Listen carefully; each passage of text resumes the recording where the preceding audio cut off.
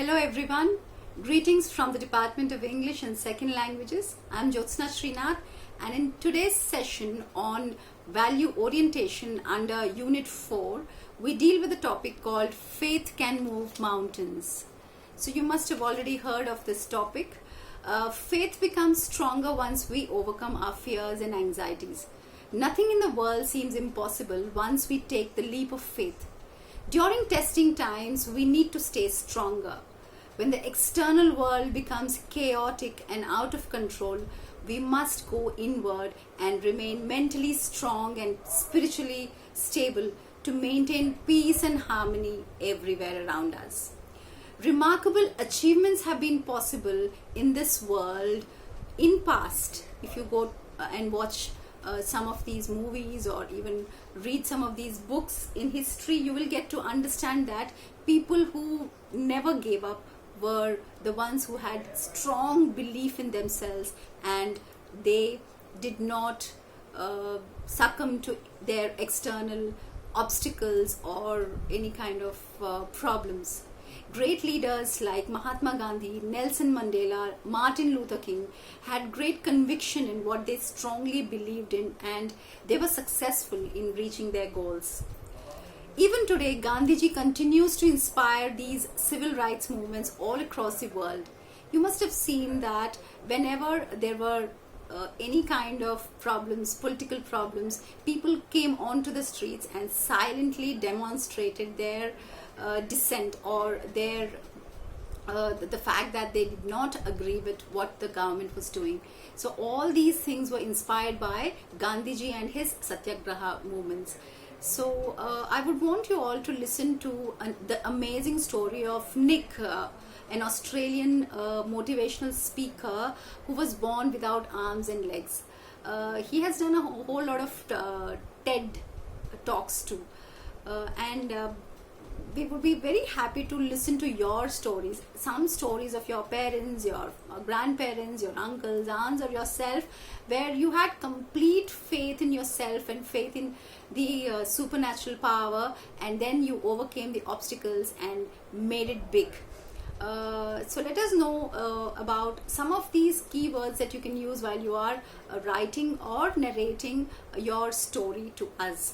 The keywords that you may use are affirmation, self-belief, hope, positivity, right attitude, blessings, inspiration, motivation, etc.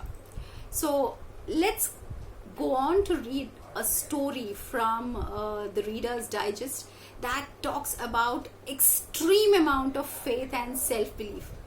This is a story that was published as an article originally in 1975 in Reader's Digest issue, and later on went on to be published again in 2019. So this is a story of two pilots who save a dangling man from his plane. So it's one of the most spectacular mid-air rescues that has ever happened in history. So I would like to read the story, and I would want you all to listen to how inspiring these people have been and how beautifully they went into the air and rescued one of these officers. Second Lieutenant Walter Osipov was a seasoned parachutist. But one day, everything that could go wrong did. It began like another May afternoon in California. The sky was blue and the sun hot. A slight breeze riffled the glistening waters of San Diego Bay. At the Naval Air Base on North Island, all was calm. Walter Osipov, lieutenant from Ohio, boarded a D-2 transport for a routine parachute jump. Lieutenant Bill Lowery, pilot from New Orleans, and John McCant, an aviation chief mechanist from Jordan, would be linked forever in one of history's most spectacular mid-air rescues. Osipov was a seasoned parachutist, a former collegiate wrestling and gymnast. He had joined the National Guard and then the Marines in 1938. He had already made more than 20 jumps earlier. That morning, his D2 took off as he would supervise practice jumps by 12 of his men. 3 separate canvas cylinders containing ammunition and rifles were also to be parachuted overboard as a part of the exercise. 9 of the men had already jumped when Osipov, standing a few inches from the plane's door, started to toss off the last cargo container. However, the automatic release cord of his backpack parachute became looped over the cylinder and his parachute was suddenly ripped open. He tried to grab hold of it quickly, but then the next thing he knew was that he had been jerked from the plane. Instead of flowing free, Osipov's open parachute now wrapped itself around the plane's tail wheel and the chest strap had broken. Only the second leg strap was still holding him. It had slipped down to Osipov's ankle. One by one, 24 of the 28 airlines between his harness and the parachute snapped, and he was nearly reaching the tail of the plane. 4 parachute shrouds twisted around his leg and were all kept open. Dangling there upside down, Osipov had enough presence of mind and not to try to release his emergency parachute. With the plane pulling him away and the emergency chute pulling him another direction, he realized that he would be torn in half. Conscious all the while, he knew that he was hanging by one leg, spinning and bouncing, and he was aware that his ribs were hurting. His ribs and 3 vertebrae had been fractured by then.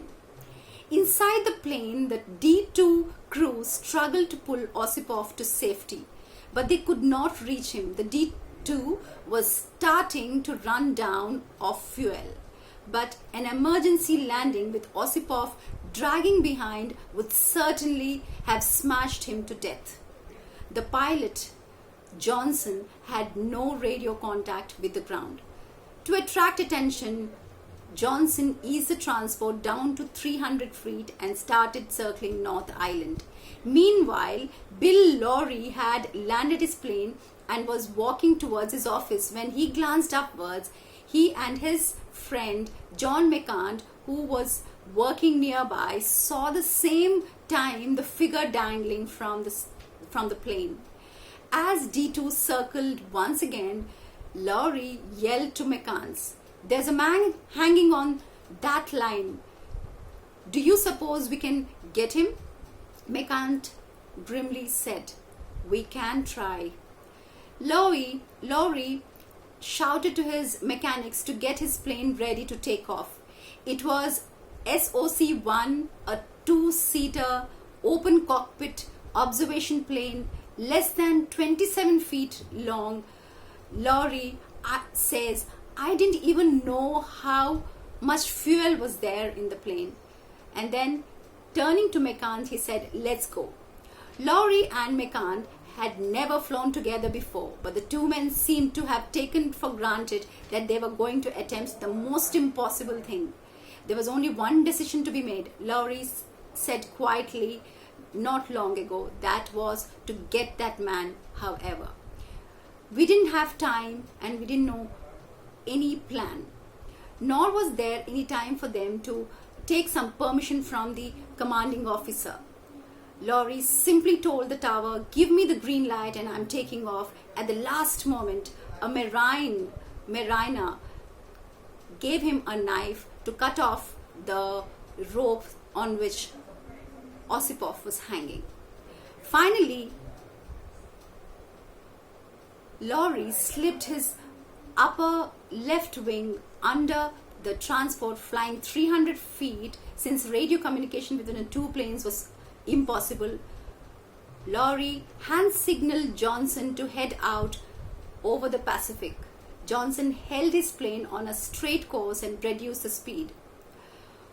SOC-1 roared aloft. All activity around San Diego seemed to stop. Civilians crowded rooftops. Children stopped playing at recess. Men in the North Island strained their eyes. With murmuring prayers and pounding hearts, everybody watched this impossible mission. Laurie now edged the plane closer, and with such precision, his timing had to be exact so that Osipov would not be smashed with SOC's propeller. Finally, Laurie slipped his upper left wing under Osipov's shroud lines, and McCann, standing upright in the rear cockpit, lunged for Osipov. He grabbed him at the waist, and Osipov flung his arms and around McCann's shoulder in a death grip. After hanging for 33 minutes between life and death, Osipov was finally free, and Laurie had to fly the SOC without being able to control it properly, and with most of Osipov's body outside.